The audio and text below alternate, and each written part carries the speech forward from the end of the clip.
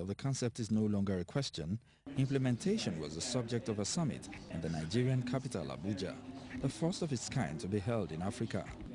The meeting, hosted by the ECOWAS Commission in collaboration with the Global Center for the Responsibility to Protect, examined the R2P concept implementation. While reinforcing the UN Charter and its principles of subsidiarity and complementarity, the Security Council also accepted the Secretary General's three-pillar implementation strategy, namely, 1, the protection responsibilities of the state, 2, international assistance and capacity building to affected states, 3, timely and decisive response, specifically that international community should use appropriate diplomatic, humanitarian, and other peaceful means to protect populations from these crimes. ECOWAS reminded member states of their commitment to unanimously protect their populations from genocide, war crimes, ethnic cleansing, and crimes against humanity by adopting the responsibility to protect R2P initiative. The ECOWAS Regional Policy Meeting on R2P also examined existing ECOWAS policies and institutions for protecting populations from the threat of atrocities. In the international community, R2P is a norm that provides a framework for using tools that already exist, like mediation, early warning mechanisms, economic sanctions, and prevention of mass atrocities. The United Nations has advised that R2P should be factored into the security sector reforms and early warning mechanisms in West Africa so as to promote peace and stability in the region. United Nations Special Representative for West Africa, Said Djinnit, was represented by Senior Human Rights and Gender Advisor at the UN Office for West Africa, Patrice Varhard. The emphasis of your forum on practical implementation issues also attests to the same. In this context, the Secretary General's recent human rights due diligence policy is of cardinal importance to the implementation of R2P at all levels. This policy aims at combating impunity and preventing human rights violation by forces that are supposed to protect population. In a nutshell, by virtue of the human rights due diligence policy, the United Nations assistance to non-UN forces is subject to the respect of human rights, and their violation can be a ground for suspending such assistance. Though the R2P language is not the type that is used regularly in West Africa, the ECOWAS Protocol on Conflict Prevention Management and Peacekeeping, in use since 1999, is similar to the R2P framework. ECOWAS was commended as one of the pioneer regional organizations that has demonstrated its ability to take measures to deal with conflicts or atrocious crimes by taking collective action in a timely and decisive manner. Specific reference was made to the interventions in Côte d'Ivoire, Liberia, and Guinea-Bissau. Nigeria also outlined her efforts over the years and its responsibility to protect, particularly in the region. The concept of responsibility to protect is not altogether new, though it has not been so described in our foreign policy endeavors.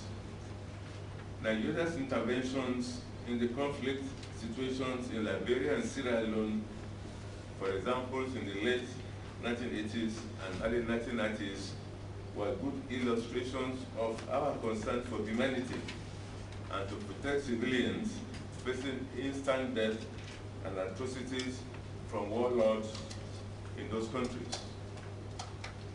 The same motivations inform our consistent contributions of military, police, and civilian personnel of over 150,000 to some 40 peacekeeping missions mounted by the United Nations in the last 50-odd years.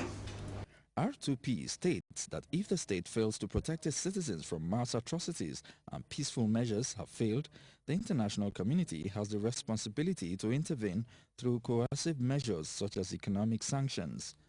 Military intervention is considered the last resort in the R2P framework, and ECOWAS has shown itself willing to use force when all other measures have proven ineffective to halt ongoing or imminent atrocities.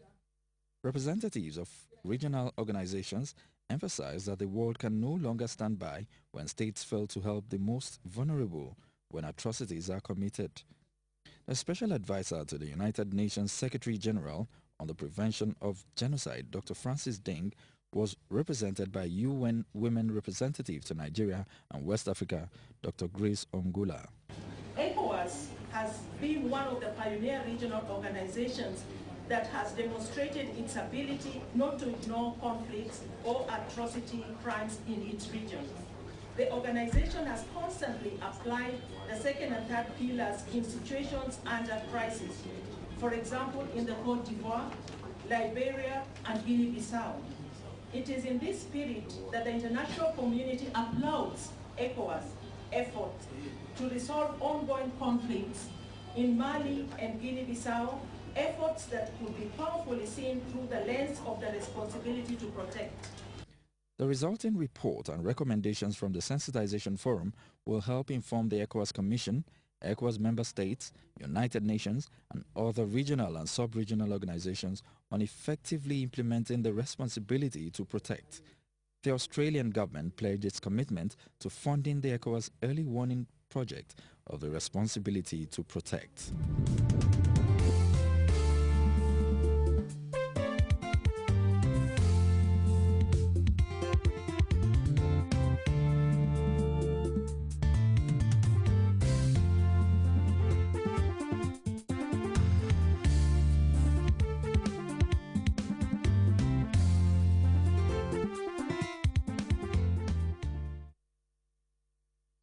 Grts introduces a brand new show, Buddies Night Out, a show for you and your friends to win fabulous prizes. But you win only if you answer questions we ask you correctly. To be part of the show, you should know the numbers by now. Type BUDDIES, Buddies, to your favorite network, AfriCell 2020 200, QCell 30 30 300, Chromium 60 60 600, and Gamcell or 999 0909, and we will call you back. Make sure you have 4 friends ready to participate. Talk to you soon.